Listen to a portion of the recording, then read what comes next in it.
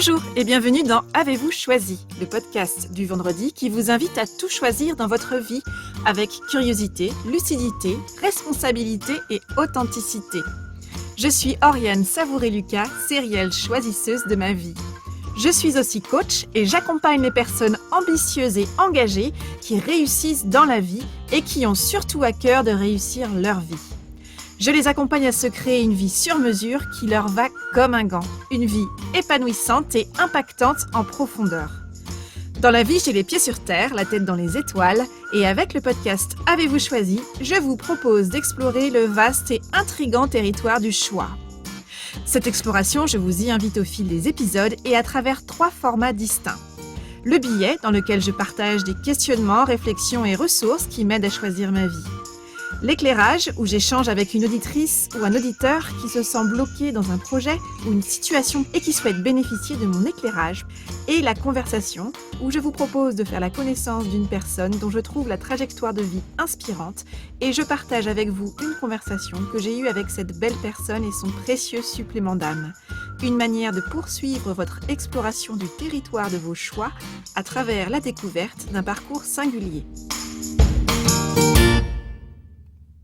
Aujourd'hui, je vous propose de découvrir ma conversation avec Émilie Besson. Émilie est la créatrice et la dirigeante de La Fabrique du Nom. Elle accompagne aujourd'hui les entrepreneurs à choisir le nom de leur marque. Alors j'ai rencontré Émilie il y a quelques années, au moment où l'une et l'autre, nous nous lancions dans la grande aventure de l'entrepreneuriat.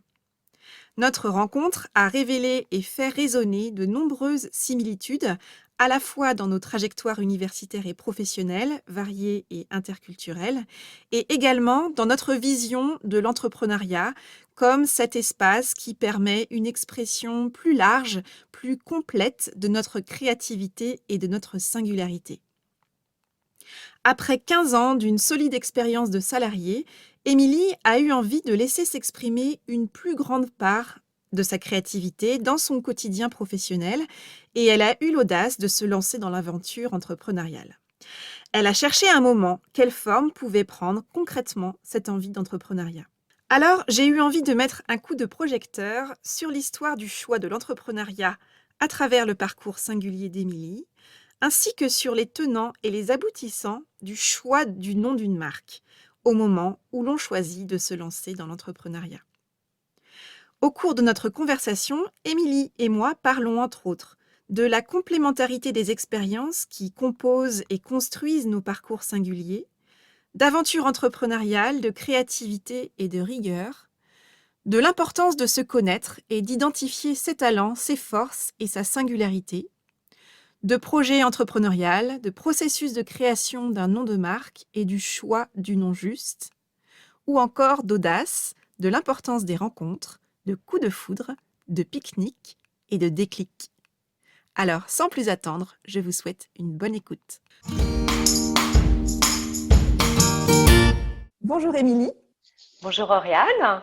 Bienvenue dans Avez-vous choisi? Je suis ravie de t'accueillir aujourd'hui pour une conversation sur le thème du choix. On va avoir plein de choses à se raconter parce que tu as un parcours et tu as une activité aujourd'hui qui permet d'illustrer assez joyeusement le thème du choix. Donc, tu es entrepreneur, tu es la créatrice et la dirigeante de La Fabrique du Nom que tu as créée en mai 2019.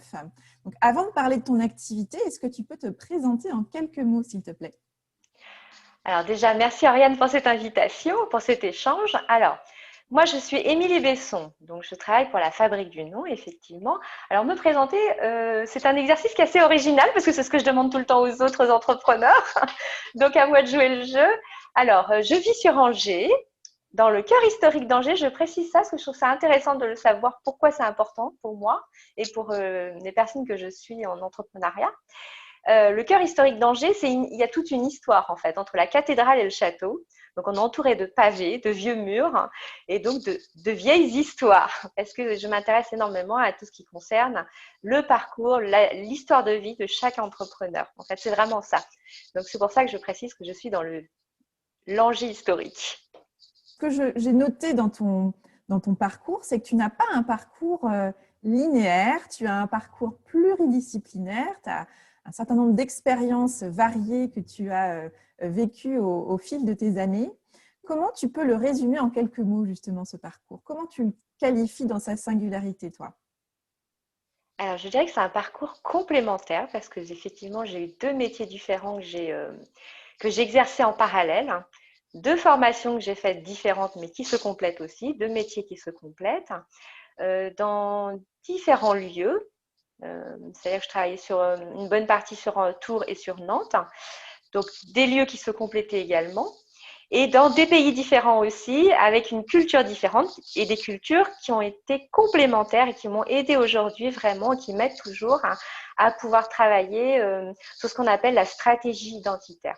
Et le fait de pouvoir travailler dans des pays étrangers, ça permet de voir qu'est-ce qui existe d'autre, tout simplement, au niveau du positionnement dans un parcours professionnel ou personnel ou quotidien, peu importe, de voir qu'il existe d'autres façons de se mouvoir et de vivre et de se poser, d'avoir une posture professionnelle, tout simplement. Donc, je parlais, pour résumer, la complémentarité des expériences. Parce qu'on dit beaucoup atypisme, parcours différent. Eh bien, en fait, le fait de dire ça, on stigmatise, hein, en fait. Ce qui est intéressant, c'est pas justement de stigmatiser. Moi, ce qui m'intéresse, c'est finalement de faire de cette différence, on est tous différents, hein, faut pas croire, hein. Il faut creuser un petit peu pour voir quelle est la différence en chacun, mais on est tous différents. Et ce qui est intéressant, c'est de voir qu'en fait, dans cette différence, on va accentuer nos talents, nos forces. C'est ça qui est intéressant. Donc finalement, toutes ces expériences, que ce soit les miennes, les tiennes, des entrepreneurs qu'on accompagne, c'est justement la complémentarité. On part jamais de zéro. On se complète au fur et à mesure de nos avancées dans la vie. Bon, j'étais un petit peu longue pour le résumer. Non, mais ce que je Mais trouve voilà, intéressant, effectivement, c'est ce concept de l'expansion, c'est-à-dire que chaque, euh, chaque expérience vient s'engrammer, vient sédimenter, en fait, se sédimenter dans la personne que nous sommes, complètement. et on vient s'enrichir d'expériences, y compris quand il y a des expériences qui, a priori, sur le papier ou dans notre ressenti, ont été des ratés ou des échecs. Tout ça, c'est pas juste quelque chose dont on fait table rase une fois qu'on a passé le cap, mais plutôt qui vont nourrir la personne que nous sommes. Et effectivement, sur cette question du parcours et d'un mouvement d'expansion, de tout ce qu'on vit et comment est-ce que tout ça, ça vient nourrir la personne que nous sommes et notre singularité finalement, dans ton parcours, je pressens qu'il y a un ingrédient qui a été et qui est encore aujourd'hui essentiel, c'est l'ingrédient des rencontres. Et notamment, alors j'ai beaucoup ri en découvrant ça dans un des éléments que j'ai vus de toi et que j'ai entendu de toi sur une interview que j'ai écoutée. Il y a un temps fort dans le lancement de ton aventure entrepreneuriale que j'ai envie d'appeler le pique-nique du déclic. Est-ce que tu peux nous en parler et de nous dire en quoi cette rencontre-là, parmi toutes les belles rencontres que tu as faites, a été un déclencheur, en tout cas une amorce ou une réamorce de ton projet d'entrepreneuriat? Alors, c'est vrai que le pique-nique est un temps fort de rencontre, effectivement. Et les rencontres se font toujours, quels que soient les pays, se font toujours autour d'un repas. Mais là, c'est un repas improvisé, finalement, un pique-nique. C'est quelque chose qu'on n'a pas prévu. Et dans l'entrepreneuriat, moi, le pique-nique a été vraiment un moment déclencheur parce que je vais t'expliquer pourquoi. Euh, Exactement, parce que dans l'entrepreneuriat, on est tout le temps dans son business plan, on est dans le projet de son entreprise 24 heures sur 24. Quand je dis 24 heures sur 24, tu le sais comme moi, au début, c'est ça, on pense qu'à ça, on mange ça, on respire ça. Donc, c'est vraiment ça. Et il y a un moment où je dirais pas que j'en ai eu assez, mais j'avais besoin de prendre l'air, en fait, hein, parce qu'à force de réfléchir au projet, on se trouve un petit peu omnibulé, obsédé, et puis finalement, on est en saturation mentale, d'accord. Et effectivement, dans mon quartier, il y avait l'année dernière, enfin, donc il y a un peu plus d'un an, oui. Il y avait un pique-nique, on appelle ça le pique-nique des voisins, je crois. En France, hein, on appelle ça le pique-nique des voisins. Et comme on était tous un petit peu, enfin, on se connaissait pas, hein, parce qu'en centre-ville, on se connaît pas forcément, parce qu'on a chacun ses activités. Le matin, on rentre, puis voilà, on se croise. Et il y a eu un pique-nique, et je me suis dit, bah, allez, on y va. On connaît personne, il y a plein de nouveaux, on va au pique-nique. Et ça s'est passé comme ça, aussi naturellement, ça a été un déclencheur, effectivement, parce que j'ai rencontré une personne, parce que dans mon entourage, il faut savoir qu'il n'y avait pas d'entrepreneur. L'entourage proche, hein, je parle pas des générations précédentes. Dans mon entourage proche, les amis, les collègues, forcément les anciens collègues, pas d'entrepreneurs. Donc c'est un sujet qui est un petit peu, on va dire, un peu un ovni, quoi.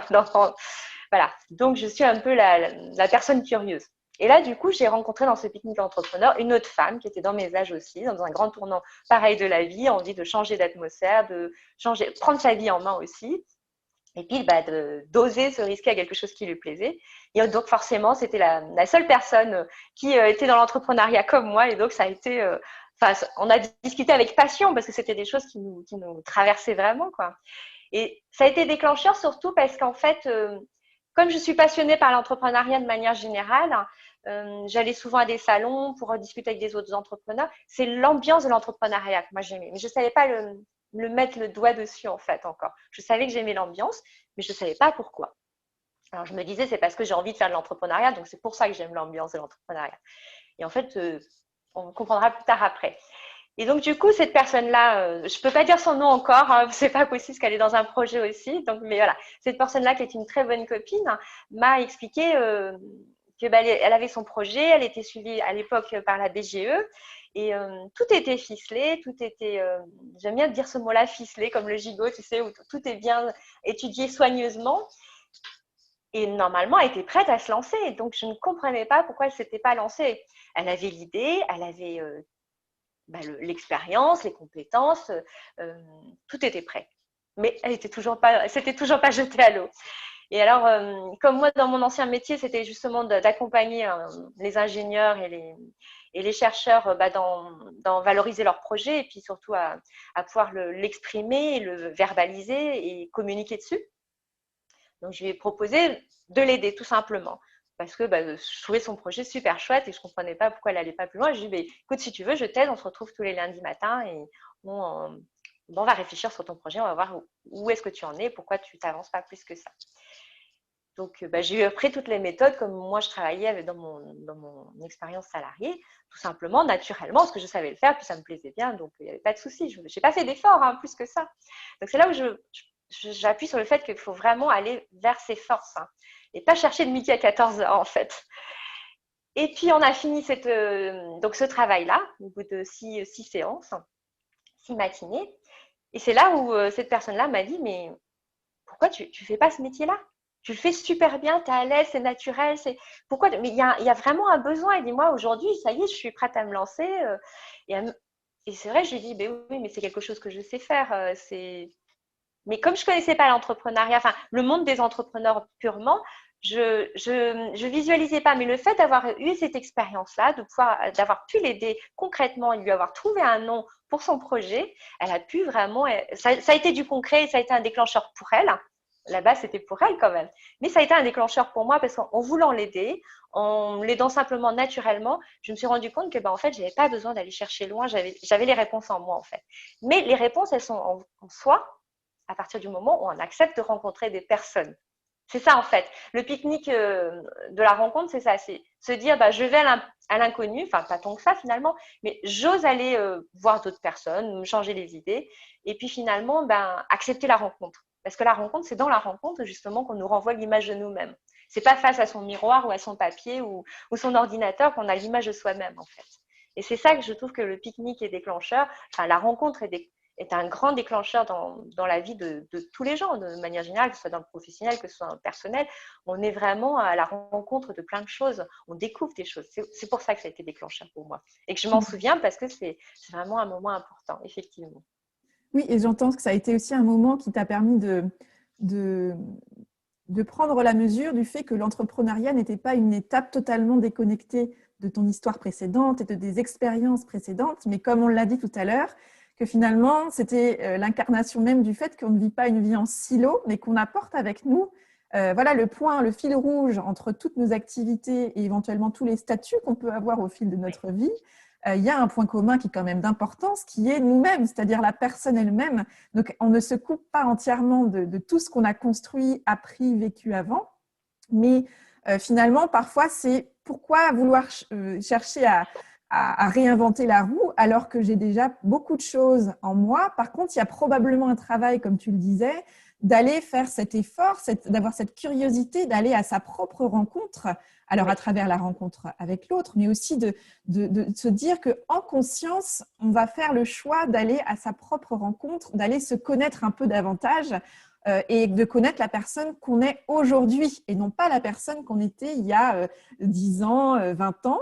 Notamment, je rebondis là-dessus par rapport à ton parcours. Tu as eu un parcours où en formation initiale, tu as fait des études de psychologie, c'est ça? Alors, ma première formation, et j'ai un diplôme de psychologue. Et puis après, quand je suis revenue de l'étranger, j'ai refait des études à l'âge adulte. Donc, du coup, j'ai refait des études dans tout ce qu'on appelle les sciences de l'éducation. Donc, c'est le carrefour de toutes les sciences, en fait, de toutes les disciplines. Donc, il y a de la philosophie, il y a de la sociologie, il y a de la sémiotique, il y a les sciences du langage. Enfin, il y a plein de disciplines, en fait.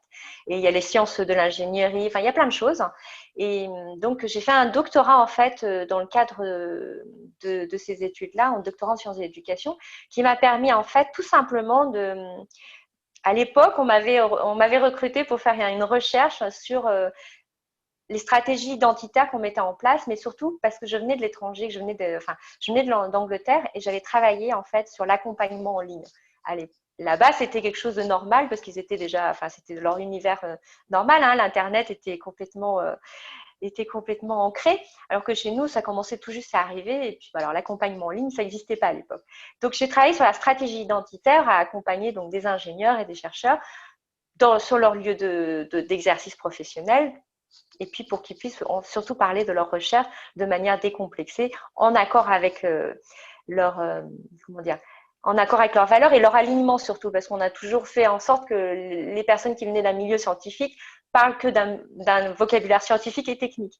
Et moi, venant d'une formation sciences humaines, quand même pure et dure, le but, c'était d'amener justement cette pensée-là, pas catégorique et dichotomique, d'amener cette pensée que l'individu n'est pas séparé de son milieu professionnel. La vie personnelle épouse la vie professionnelle, justement, elle ne prend pas le dessus, elle l'épouse, ingénieusement d'ailleurs, mais c'était ça, c'est de pouvoir être aligné et pouvoir parler de sa recherche, de ses travaux de manière vraiment intuitive et alignée, en fait, c'était ça.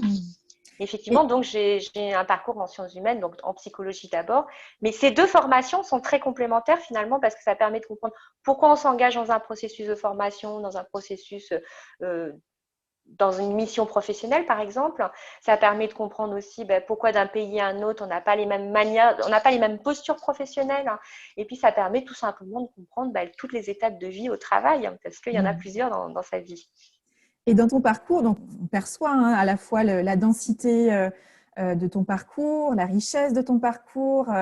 Il y a cette dimension interculturelle qui est venue nourrir la dimension universitaire de ton parcours. Donc, avec des missions qui devaient être passionnantes, d'accompagner des personnes à vulgariser finalement leurs propos, à rendre leur expertise audible par un nombre d'auditeurs plus large. Et en même temps, tu as eu cette envie d'entrepreneuriat. Donc, qu'est-ce que l'entrepreneuriat a rendu possible pour toi? Qu'est-ce que ça a élargi? Qu'est-ce que ça a agrandi pour toi? Alors, je répondrai pas directement à la question, tu m'excuseras, Oriane. C'est que moi, j'ai cherché à comprendre qu'est-ce qui me manquait dans mon parcours d'abord.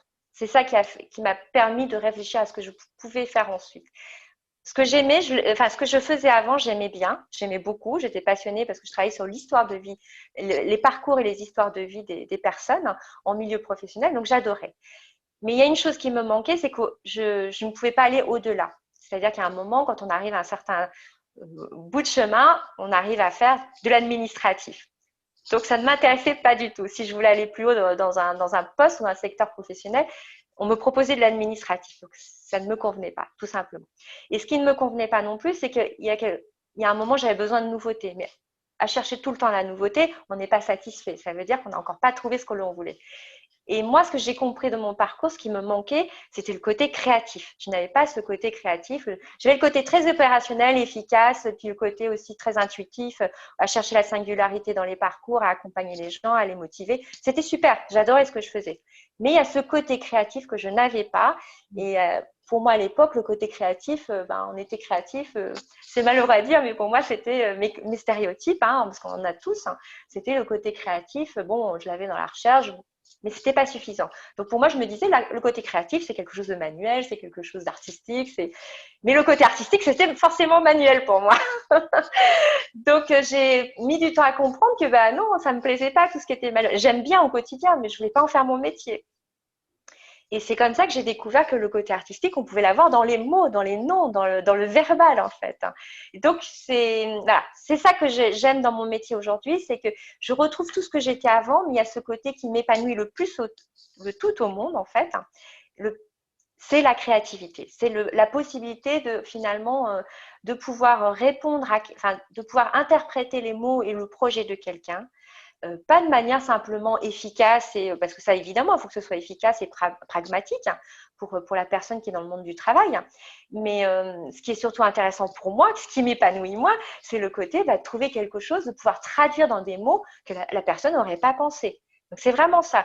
Traduire, ça veut dire finalement reprendre l'univers de la personne, ou l'univers de quelque chose, et pouvoir l'ajuster avec tes propres mots, ton propre ressenti, et puis ton intuition, ta stratégie, ce que tu vois dans les années à venir. Parce que c'est ça la créativité. C'est en fait, c'est entre la discipline et puis ce côté qui part dans tous les sens en arborescence.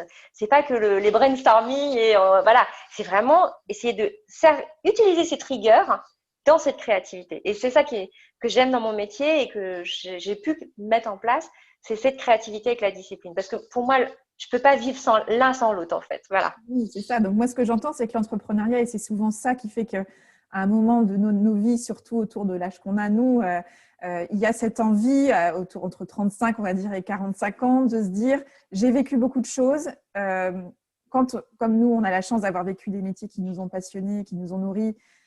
Et en même temps, il y a cette idée que on commence à être un petit peu à l'étroit. C'est-à-dire qu'il n'y a pas au sens, pas de manière, pas dans l'intention de se vanter de quoi que ce soit, mais en tout cas de se dire, pour m'exprimer dans mon entièreté, dans ma singularité, voilà. J'ai besoin d'associer tous les éléments qui font que je m'épanouis. Et effectivement, pour rebondir sur ton point autour de la créativité, ce qui est intéressant sur les personnes, notamment des profils comme ceux que j'accompagne, le profil plutôt de dirigeants, de cadres dirigeants, d'entrepreneurs, qui sont généralement des personnes qui ont la tête extrêmement bien faite, qui sont très efficaces, qui organisent, qui sont des piliers dans leur communauté à plus d'un titre, que ce soit personnel, professionnel.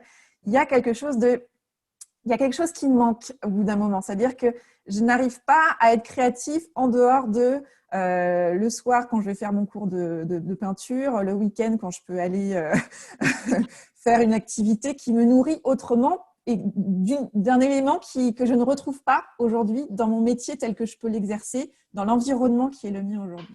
Et je crois qu'effectivement, dans ce que j'entends de ton parcours, l'entrepreneuriat a élargi ça, c'est-à-dire a créé de la place plus largement pour t'accueillir dans ton entièreté et dans ta singularité avec ce savant mélange d'efficacité et de créativité, justement. Oui, c'est tout à fait ça, effectivement, tu l'as bien résumé.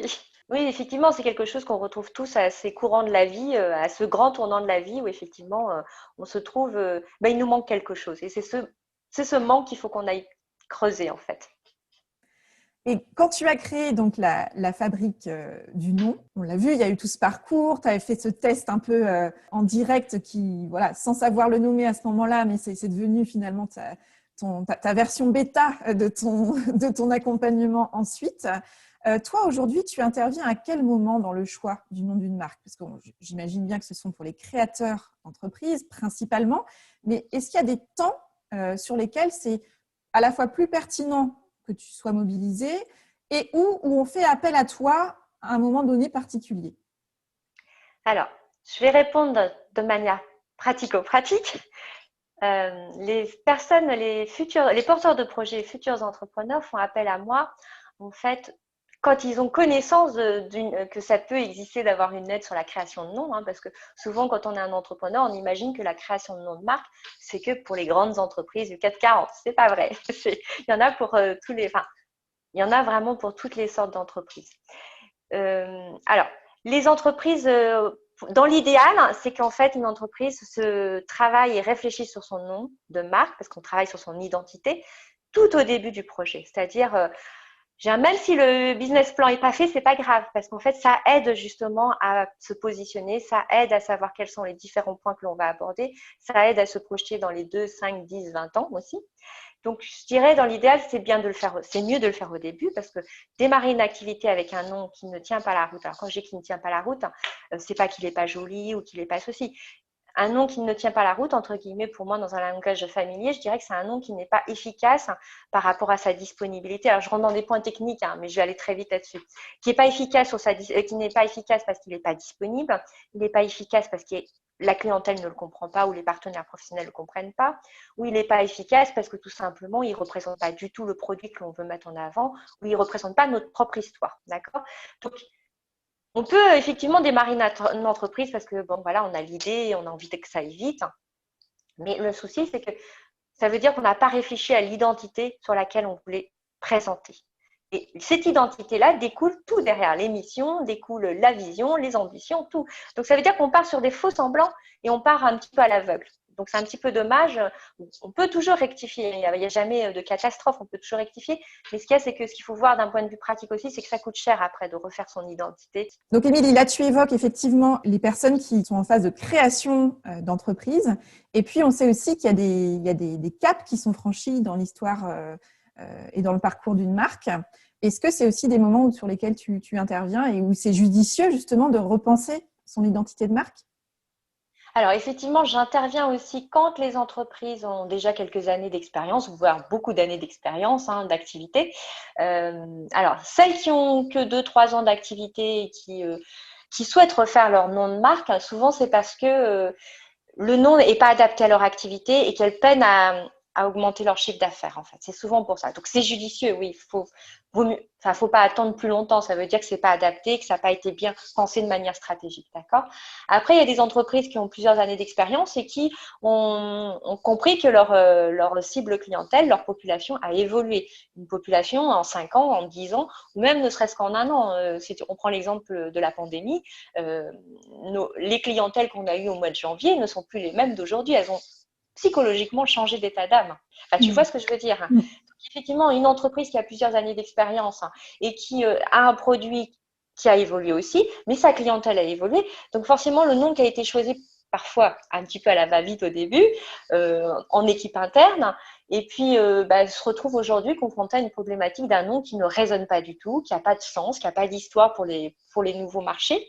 Donc là, effectivement, c'est un moment judicieux de se poser et c'est jamais trop tard, et de se dire, bon, on y va, on se pose, on prend le temps de réfléchir à un nom et de se faire accompagner, effectivement. Alors justement, quand tu dis que là on parle du choix d'un nom de marque, donc on voit tout l'enjeu derrière, à la fois en termes d'efficacité, de visibilité, d'appropriation aussi. C'est-à-dire que c'est important que le créateur d'entreprise se sente connecté à ce nom-là. Il y a à la fois le rapport du créateur à sa propre marque, mais il y a aussi comment est-ce que cette marque-là va aller à la rencontre de l'extérieur et idéalement de la cible et des prospects, des clients de demain de cette entreprise.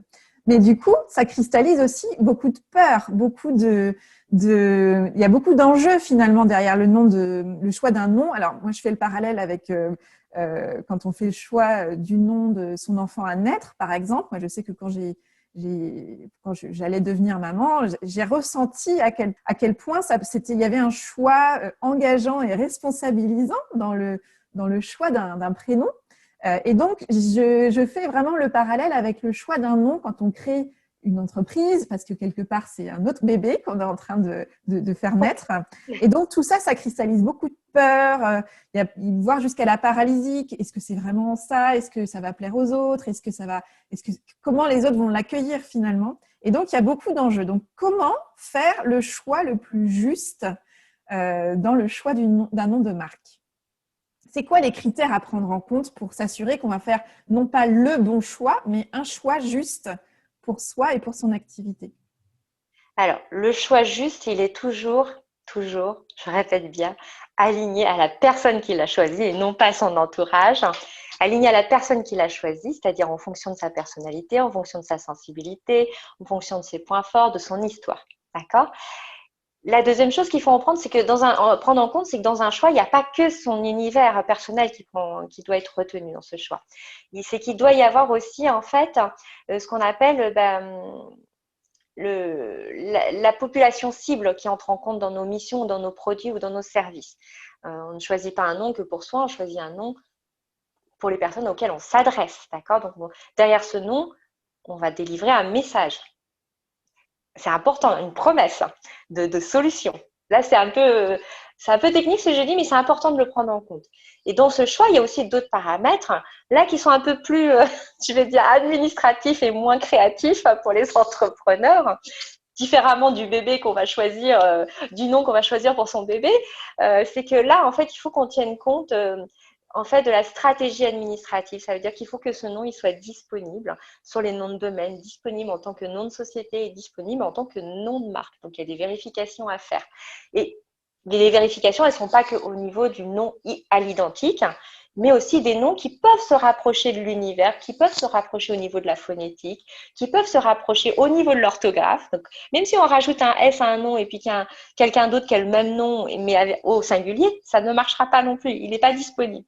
C'est comme si finalement, dans ce choix, on vous disiez, est-ce que je veux avoir un nom qui est unique, qui m'appartient et qui va être compris par les autres, ou est-ce que je fais la provocation, hein, c'est volontaire, ou est-ce que finalement, j'accepte d'usurper l'identité de quelqu'un?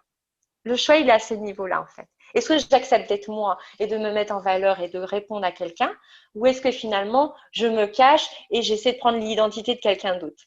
C'est aussi simple que ça, le choix. Si on devait retenir qu'un élément dans ce choix-là, d'accord, pour résumer. Et alors, j'imagine qu'il y a toute une phase de, justement, tu l'évoquais tout à l'heure, de brainstorm, où tu vas aller travailler avec les personnes que tu accompagnes sur la singularité de la personne, la singularité du parcours, la singularité de l'activité, du produit, de l'offre, etc. Et donc, une fois qu'on a posé tout ça, à quel moment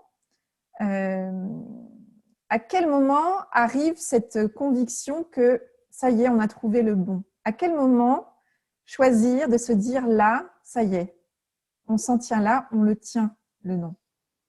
Alors, dans les clientes et les clients que j'ai vus, soit parfois c'était un coup de cœur parce que tous les éléments s'emboîtaient bien. Le choix du nom, on se dit ça y est, on le tient, c'est le bon, parce qu'en fait tous les éléments s'emboîtent, tous les éléments sont harmonieux, c'est-à-dire la sensibilité de la personne, l'univers de la clientèle, et puis bien sûr le côté pragmatique.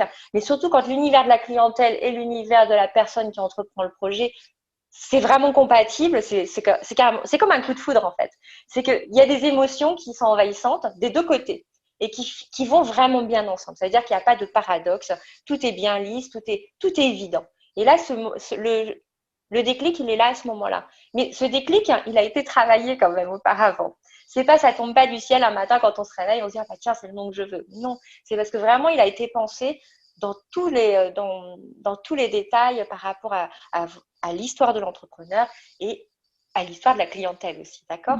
Donc, c'est vraiment ça. Se dire c'est le bon moment, c'est un petit peu erroné en fait, parce que le bon moment, il arrive quand on a bien réfléchi tous ces moments-là en fait. C'est ça en fait.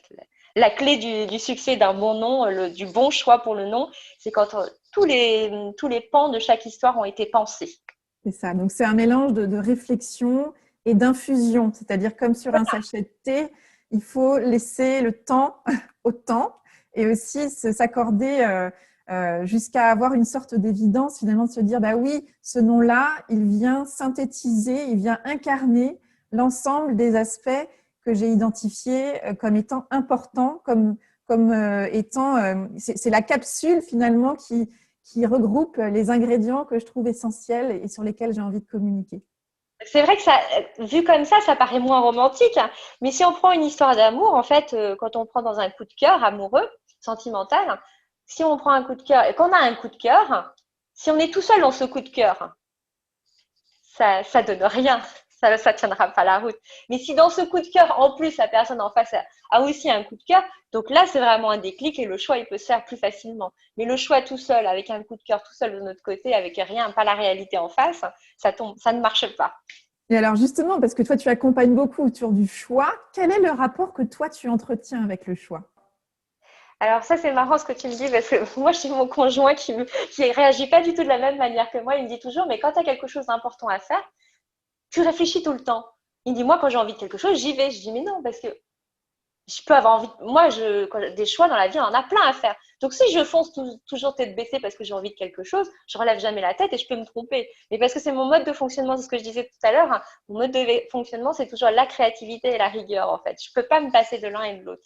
Et mes choix dans la vie, c'est vrai qu'en général, je mets je mets du temps à réfléchir sur certaines choses parce que je ne veux jamais suivre mon instinct, en fait. Il y a des choses qui me plaisent, j'ai envie d'y aller, mais je me dis toujours, réfléchissons quand même. N'allons pas tête baissée, foncer dans cette aventure si je tiens pas compte de tous les éléments, en fait.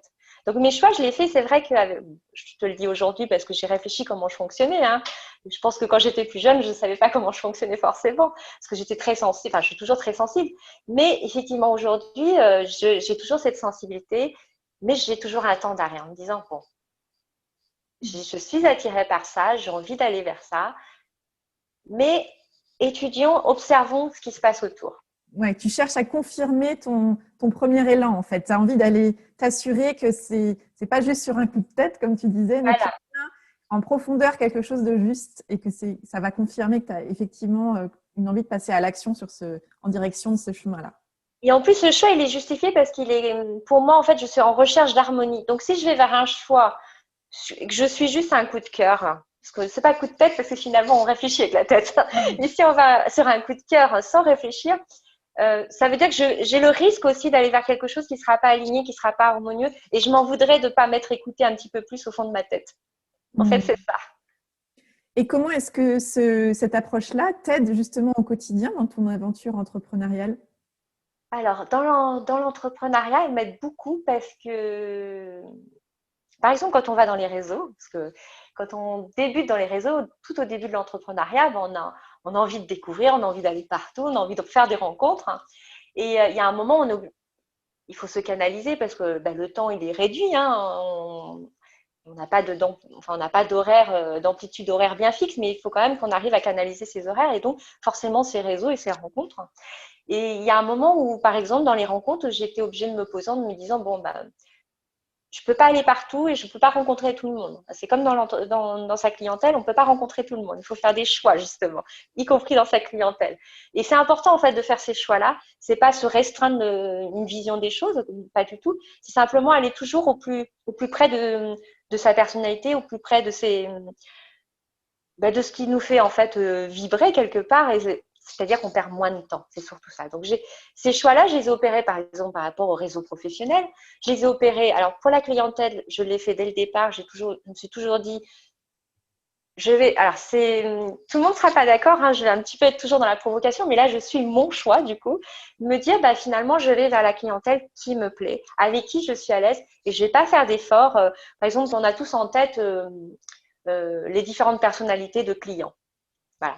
Bon, moi, sans réfléchir à tout ça, je sais qu'il y a des personnalités de clients, j'ai pas envie de négocier, j'ai pas envie d'argumenter, parce que je sais qu'au bout d'un certain temps, même si on utilise toutes les méthodes inimaginables en commercial, ça ne me correspond pas, donc j'ai pas à me forcer. Donc là, je m'écoute vraiment, me disant, je fais mon choix de ne pas aller plus loin et je ne négocierai pas. Là, donc, dans l'entrepreneuriat, c'est très important de fixer ses choix. Donc, dans les réseaux, dans son rapport à la clientèle. Après, dans l'évolution de son entrepreneuriat, c'est important d'écouter ses choix et de poser ses choix. Alors, quand je dis poser ses choix, c'est là, je suis très concrète, c'est-à-dire que j'écris sur une feuille de papier, noir sur blanc, sur une matrice à 2 colonnes, pourquoi je serais moins à l'aise dans ce choix-là et pourquoi je serais à l'aise dans ce choix-là. J'écris concrètement, j'ai un carnet de bord de mes choix, en fait. Et je les regarde au fur et à mesure, à 6 mois ou à 3 mois, à 2 mois, si mes choix ont évolué, si j'ai maturé dans ce choix pour pouvoir prendre une décision, parce qu'en fait, quand on fait un choix, c'est pour pouvoir prendre une décision. Et dans l'évolution de l'entrepreneuriat, effectivement, les choix sont importants et je fonctionne aussi comme ça et effectivement, j'ai envie de certaines choses. Tout au début de l'entrepreneuriat, j'avais des aspirations, des visions, des ambitions. Je les ai toujours. Je les ai toujours écrits sur un coin de papier pour ne pas les oublier. Mais c'est qu'au fur et à mesure du temps, quand on avance, eh bien, ça permet justement de se motiver, de se challenger et de se dire par rapport à ces challenges qu'on s'est fixés, à ces ambitions, à ces rêves, à ces aspirations, se dire est-ce qu'on va toujours dans le bon chemin? Est-ce que je suis ce rêve que je veux toujours faire? Peu importe les rêves, hein, ça peut être professionnel ou personnel, hein, mais est-ce que je vais toujours dans ces rêves? Est-ce que je suis toujours alignée à ces rêves-là? Et surtout de se dire, de peser le pour et le contre. Donc voilà, mon rêve, c'est quelque chose qui va me permettre d'être plus créative, d'être plus à l'aise avec moi-même, d'aller vraiment là où je veux. Et puis toujours ce côté un peu rationnel en se disant, bon, est-ce que c'est possible? Est-ce que c'est mesurable? Est-ce que c'est viable? Est-ce que c'est vraiment aligné à la réalité en fait? L'entrepreneuriat, c'est vraiment ça. C'est en fait se dire que il faut faire des choix et ces choix, il faut les poser. C'est-à-dire, qu'est-ce que j'ai envie de faire d'un côté, de manière créative pour moi et pour les autres, parce que c'est jamais que pour ça dans l'entrepreneuriat.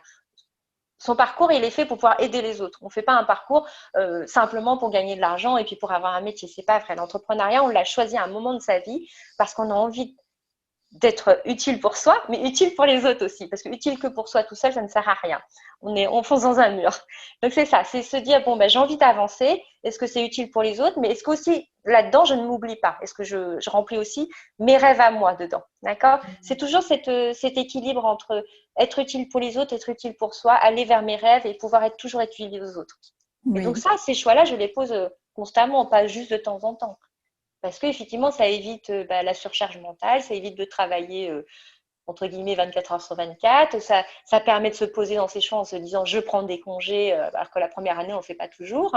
Je prends des congés ou alors quand j'ai des congés, c'est avec nos enfants, donc ce n'est pas forcément des congés parce qu'il faut s'en occuper. Donc voilà, c'est ça. Les choix, c'est au quotidien, ce n'est pas juste par rapport à un chiffre d'affaires ou par rapport à des ambitions. C'est au quotidien qu'on a fait ces choix, même dans l'entrepreneuriat. Et J'espère que j'ai répondu à ta question. Oui, tout à fait, tout à fait. Et ce qui est pour moi très important dans ce que tu décris, et je partage ce rapport au choix, c'est finalement un mouvement de balancier permanent, c'est-à-dire entre soi et les autres, entre son pourquoi, c'est-à-dire la réflexion, sa vision, et le passage à l'action.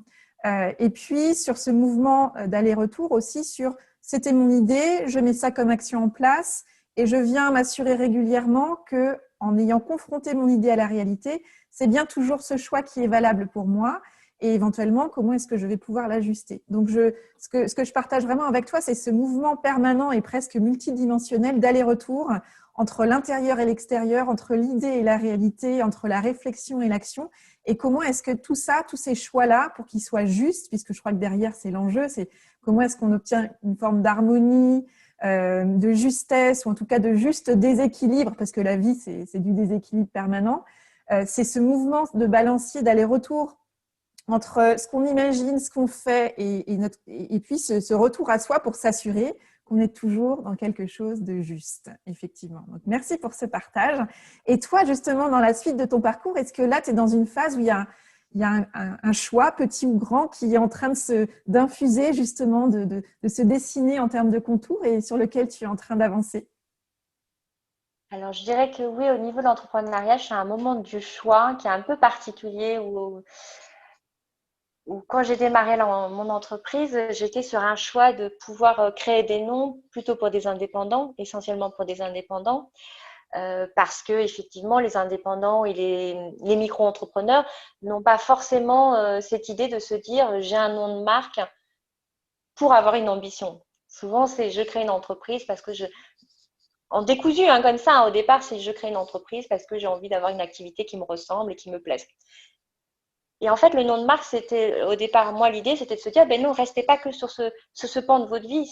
Votre métier, il ne va pas s'arrêter à la fin de l'année. Votre activité, elle ne va pas s'arrêter à la fin de l'année. Il faut qu'elle continue. Donc, on fait un nom de marque pour que cette activité, elle soit pérenne et puis que ce soit durable. Alors aujourd'hui, mon choix, il continue toujours de pouvoir continuer à travailler avec ces personnes-là parce qu'il y a des projets qui sont super hein, et que c'est dommage de ne pas pouvoir justement lancer des projets à petite mesure et qui deviennent des grandes mesures. Donc, c'est super de voir tout ce cheminement. Et aujourd'hui, c'est aussi de pouvoir, mon choix de positionner le nom de marque sur des entreprises un peu plus de grosse taille, mais pas non plus de grosse taille, mais de moyenne taille et qui peuvent évoluer sur une nouvelle vision des choses, c'est-à-dire qu'ils ont une clientèle pendant des années, et puis essayer d'un petit peu colorer, moderniser cette identité. Donc ce choix, il n'est pas facile parce que ça sous-entend que pour moi, je change de statut aussi d'entrepreneuriat. Donc derrière, c'est des enjeux financiers, puis des enjeux aussi professionnels parce que ça veut dire que il faut outiller tout ça. Donc c'est des choix pas faciles. Donc c'est un choix que je vais faire certainement au début d'année prochaine, savoir le pour et le contre de cette bascule, de ce balancier, savoir en quoi c'est utile pour les autres, en quoi ça va être utile pour moi aussi, parce qu'il ne faut pas que je sois débordée par les événements et par le travail qui sera à fournir. et que je sois toujours professionnelle et puis moi toujours sereine, parce que ça c'est important, parce que si on est professionnel et débordé, ben, on va pas donner grand-chose, mais si on est professionnel et sereine, ça va aller beaucoup mieux. Donc c'est ça, c'est ce choix-là, savoir où est-ce que je mets la frontière, où est-ce que je la positionne, est-ce que je suis sûre de moi et voilà, positionner tout ça. Mon choix, ça va être à ce niveau-là pour la nouvelle année 2021. Formidable. Bah, écoute, merci beaucoup, Émilie, pour le temps que tu m'as accordé. Je te souhaite de continuer à fabriquer beaucoup de noms justes et efficaces et qui vont donner des ailes à de nombreux entrepreneurs. Et je me réjouis de découvrir la suite de tes aventures entrepreneuriales. Mais je te remercie beaucoup, Oriane, et merci beaucoup à tes auditeurs et auditrices d'avoir pu partager aussi, écouter cet échange. Un grand merci à Émilie pour son temps, sa confiance et ses partages. J'aime particulièrement sa pratique de tenir un carnet de bord de ses choix. Et vous, que vous a inspiré cette conversation ? Je vous invite à identifier l'idée, la phrase ou le mot peut-être que vous choisissez d'en retenir. Avec quoi de nouveau repartez-vous de cette conversation ? Quel est le petit pas que vous pouvez planifier dans les prochains jours, peut-être même dans les prochaines heures, pour mettre en œuvre dans votre quotidien ce qui vous a inspiré ? Sortez vos agendas et surtout, faites-le. N'hésitez pas à me partager par mail, par mon site ou par les réseaux sociaux vos retours. Je serai ravie de découvrir de quelle manière cette conversation a résonné en vous et pour vous, et je serai enchantée d'échanger avec vous. Pour en savoir plus sur l'actualité d'Émilie, direction son site lafabriquedunom.com. Si vous êtes à un moment de vie où vous sentez qu'il est temps pour vous d'arrêter les contorsions et qu'il est temps de faire les choses à votre manière et de vous construire une vie sur mesure qui vous ressemble davantage, sachez que j'accompagne un petit nombre de personnes en coaching individuel ou en coaching de groupe en ligne à distance. Si vous êtes intéressé par l'un de mes accompagnements, contactez-moi via le formulaire de mon site afin que nous puissions échanger lors d'une séance initiale offerte afin d'identifier dans quelle mesure nous pourrions travailler ensemble à votre service. Par ailleurs, sachez que j'animerai la retraite L'Intermède Vivifiant pour un tout petit groupe de personnes du côté d'Angers du 18 mars au 21 mars prochain. Il s'agit d'une retraite de 3 jours et demi pour interrompre la marche à plein régime du quotidien et pour revenir à l'essentiel et à plus de justesse et de nuances dans la vie. Toutes les informations relatives à l'Intermède Vivifiant sont disponibles sur mon site dans l'onglet Coaching particulier. Voilà, c'est tout pour aujourd'hui. Vous retrouverez cet épisode sur le site oriansavoureluca.com. Si vous aimez ce que je vous propose, pensez à vous abonner à la newsletter d'Avez-vous choisi afin d'être alerté dès la publication d'un nouvel épisode et pour recevoir la graine de la semaine, une graine sous la forme d'une question, d'une réflexion ou d'une intention que je sème au vent par mail chaque lundi et que vous allez pouvoir regarder germer au fil de la semaine. Pour soutenir ce projet de façon bienveillante et efficace et pour lui donner davantage de visibilité, votre voix compte beaucoup même et elle peut porter de différentes manières. Le meilleur moyen de le faire, c'est de vous abonner au podcast Avez-vous choisi sur Apple Podcast, d'y laisser votre avis 5 étoiles ou de vous abonner via la plateforme d'écoute que vous préférez comme Spotify, Google Podcast, Podchaser ou encore Listen Notes. Vous pouvez aussi faire connaître Avez-vous choisi à toutes ces personnes qui vous sont chères et que l'idée de tout choisir dans leur vie pourrait réjouir. Enfin, si vous souhaitez me contacter pour postuler à l'éclairage, me partager vos retours, vos questions, vos avancées ou pour me suggérer de nouveaux invités, pourquoi pas, vous pouvez me contacter via mon site, je me ferai un plaisir de vous répondre. Je vous souhaite une bonne semaine et je vous donne rendez-vous vendredi prochain pour un nouvel épisode. Et d'ici là, et si vous choisissiez tout ?